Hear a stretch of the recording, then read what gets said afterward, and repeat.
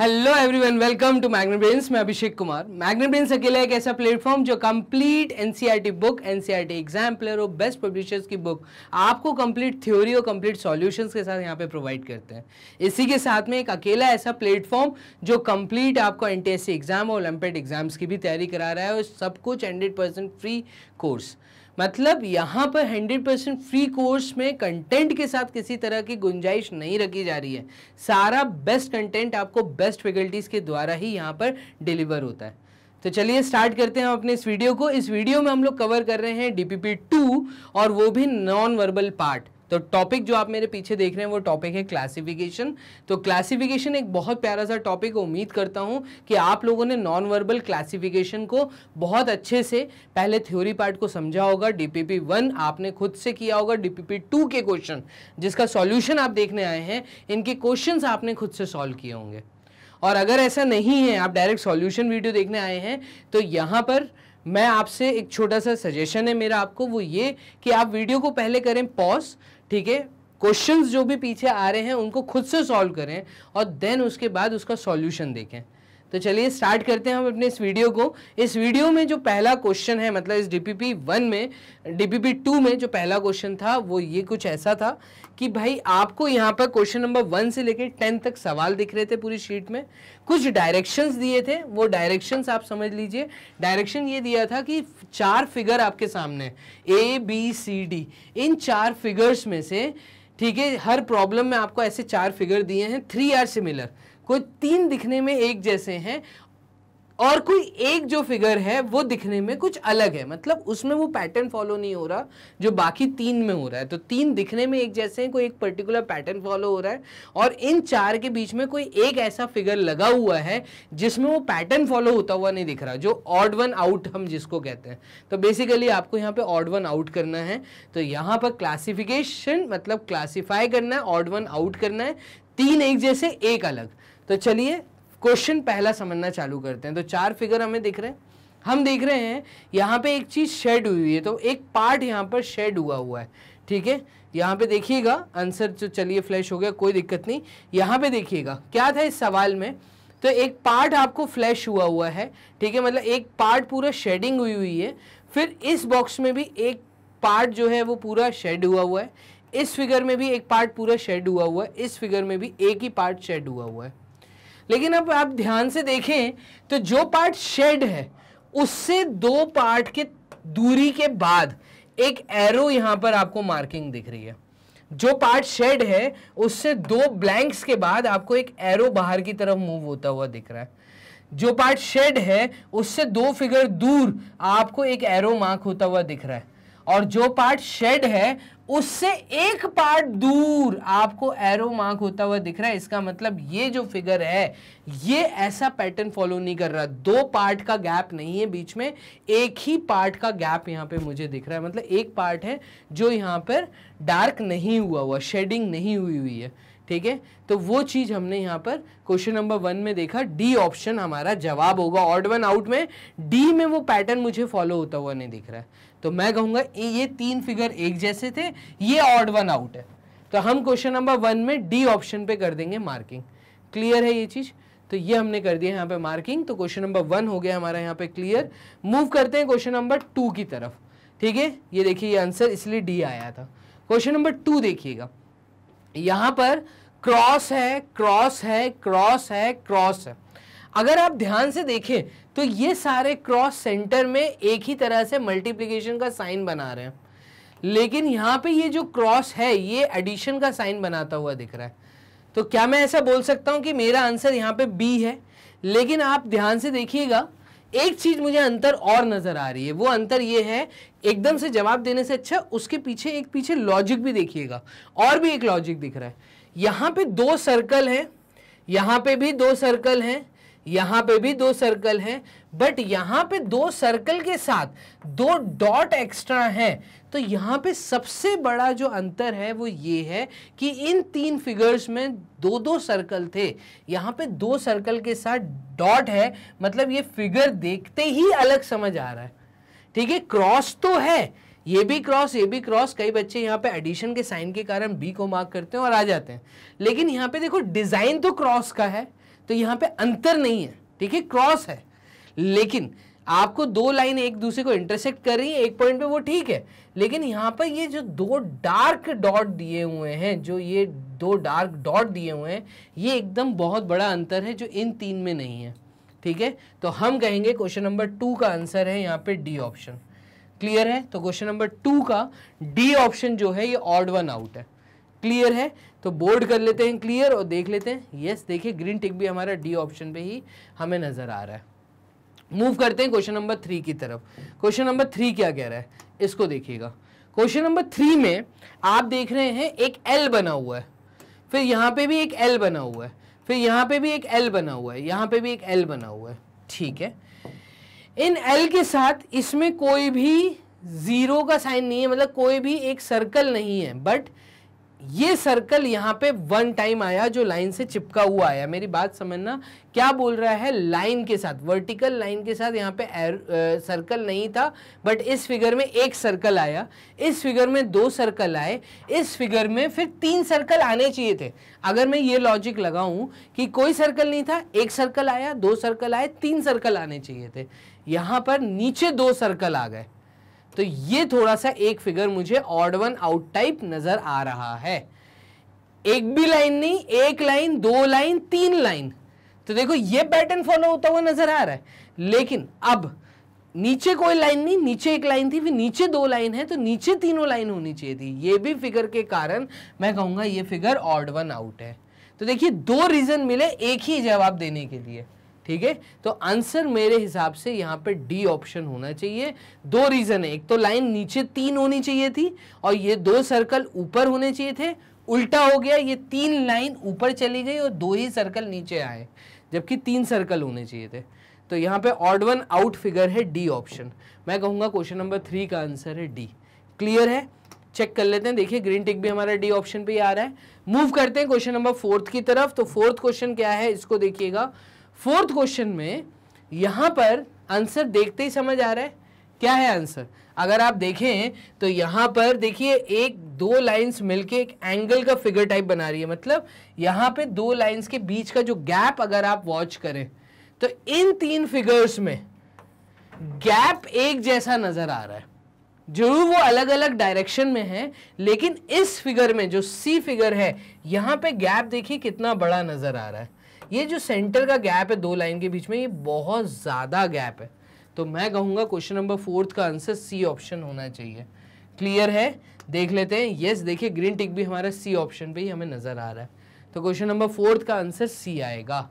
Move करते हैं question number 5 की तरफ। क्वेश्चन नंबर 5 क्या कह रहा है, इसको देखिएगा।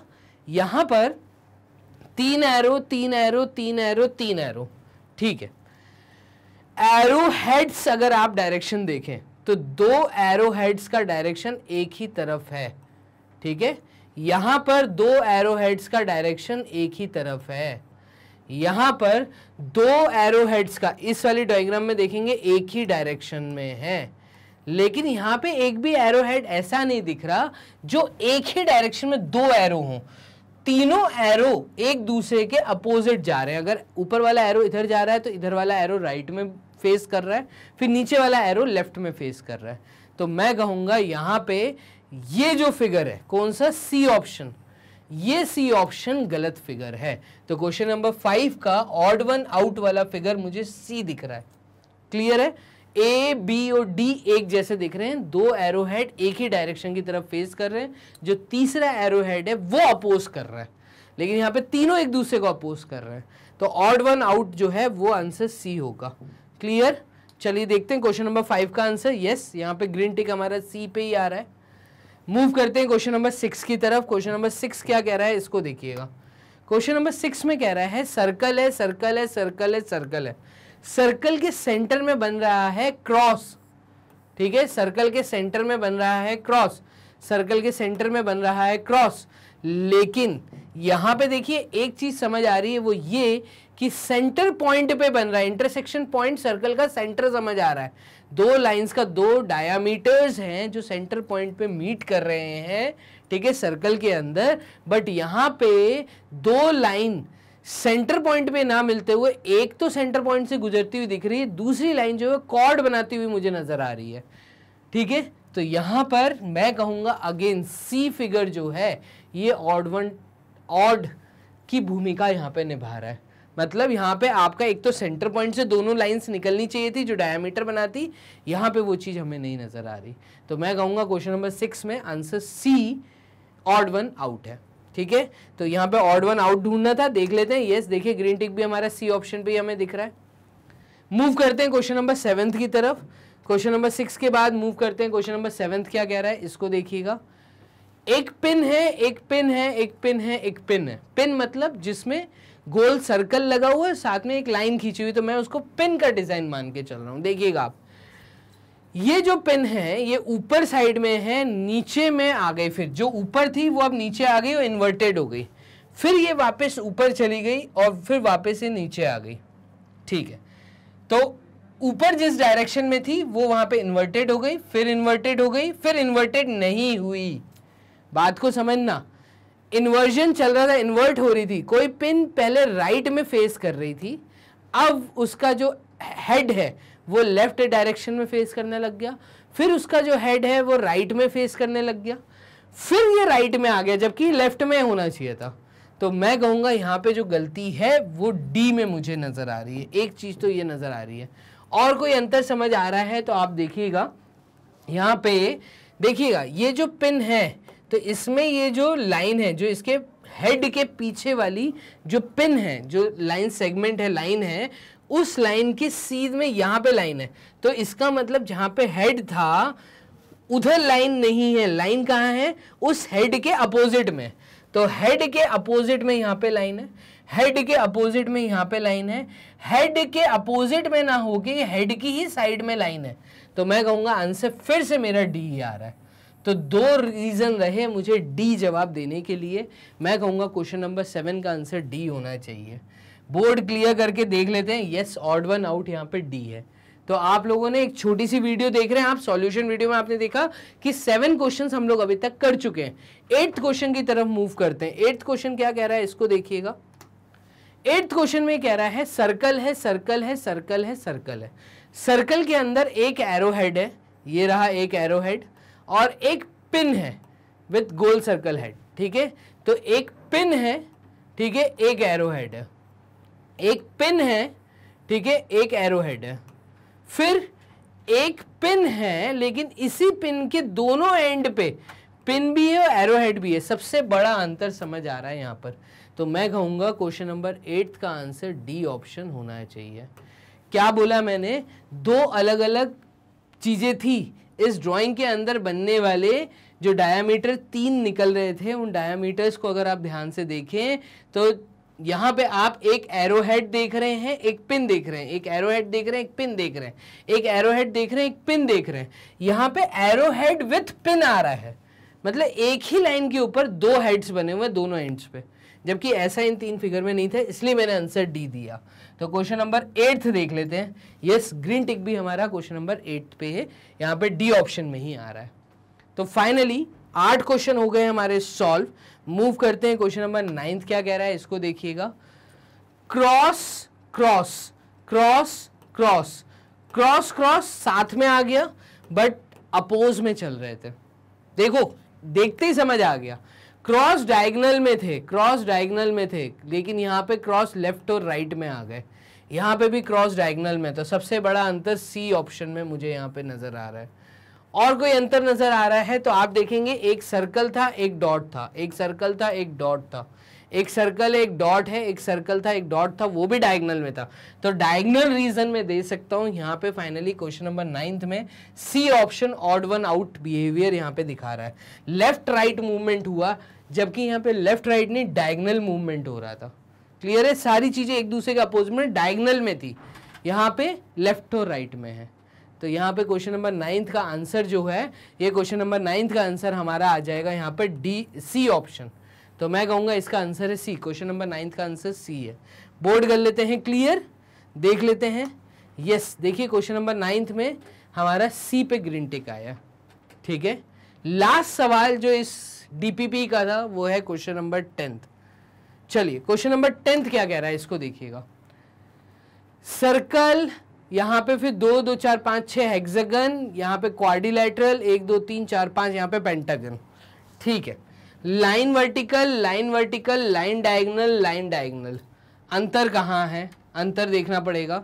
आउटर फिगर जो बन रहा था वो स्ट्रेट लाइन से क्लोज्ड फिगर बना रहा था। ठीक है, क्वाड्रिलेटरल था, आउटर फिगर क्वाड्रिलेटरल था, यहाँ पे हेक्सागन था, यहाँ पे पेंटागन था। क्या मैं ऐसा बोल सकता हूं इस फिगर में आउटर फिगर सर्कुलर हो गया, लाइंस कर्व्ड हो गई, इस कारण क्वेश्चन नंबर 10th में मैं ए को ऐसा बोलता हूं कि यहां पर, अब देखिए यहां पर एक प्रॉब्लम और है। देखिए इन्होंने क्या बोला कि इन्होंने आंसर डी बोला है, मतलब इसको बोला। क्यों ऐसा बोला इन्होंने, इसको भी समझ लेते हैं, हो सकता है इसके पीछे भी रीजन हो। यहां पे अगर आप देखेंगे तो अपोजिट वर्टेक्स जो हैं वो टच हो रहे थे, बट इस फिगर में भी अगर आप देखें तो अपोजिट पॉइंट एक दूसरे को टच कर रहे हैं। यहां पर ये अपोजिट तो टच कर रहे हैं, बट यहां से इसको डायगोनली टच करना चाहिए था यहां पर, जबकि पेंटागन में ये यहां टच कर रहा है। तो इस कारण हो सकता है इन्होंने डी ऑप्शन दिया है। तो चलिए डी ऑप्शन, ये कारण, ये एक रीजन मुझे एक ही नजर आ रहा है और कोई रीजन यहाँ पे नजर नहीं आ रहा है। क्लियर है? तो यहाँ पर एक वर्टेक्स यहाँ छोड़ा, एक वर्टेक्स यहाँ छोड़ा, यहाँ पे 2 वर्टेक्स छोड़े।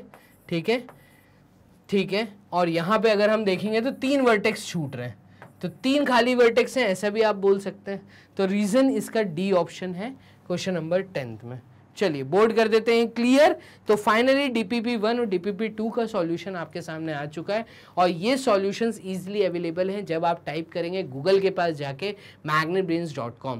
जैसे ही गूगल पे ये सर्च करते हैं तो जो इंटरफेस ओपन होगा वहाँ पे एक्सप्लोर टॉप कोर्सेज के हेड के नीचे आप देखेंगे यहाँ पे NTSC का ऑप्शन आता है। क्लिक करते ही स्टेज 1 की तैयारी कराने वाले सारे फैकल्टीज आपके सामने आ जाएंगे। यहाँ पे साइंस आपको विभूति मैम कंप्लीट करवा रही हैं, मैथ्स आपको राहुल से कंप्लीट करवा रहे हैं, उसी के साथ में रिया मैम आपको कंप्लीट करवा रही हैं सोशल साइंस, और मेरे द्वारा मतलब आपके अभिषेक चौहान सर द्वारा आपको तैयारी करवाई जा रही है मैथ की मेंटल एबिलिटी टेस्ट की।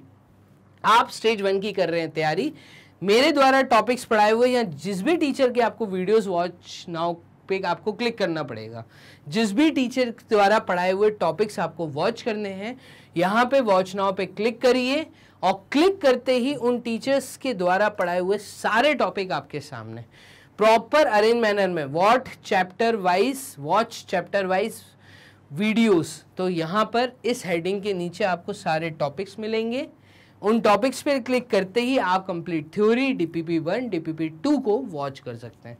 इतना आसान है घर बैठ के तैयारी करना, और आपको करना क्या है, तो फाइनली यही आपको करना है, बस आपको वीडियो को एक लाइक देना है और चैनल को सब्सक्राइब करना है। इसी के साथ में चैनल को शेयर जरूर करते रहिए, मतलब ये जो लिंक आपको नीचे डिस्क्रिप्शन बॉक्स में दिख रही है इसको शेयर करना ना भूलें अपने दोस्तों के साथ, अपने रिलेटिव्स के साथ, उन स्टूडेंट्स के साथ जो 8th 9th में अभी हैं। ठीक है, तो 8th 9th के स्टूडेंट्स को अभी से तैयारी करनी चाहिए, ये चीज़ आपको पहले भी कई बार बताई गई है। चलिए मिलते हैं एक नए टॉपिक में, तब तक के लिए अपना ध्यान रखिए, बाय एंड टेक केयर।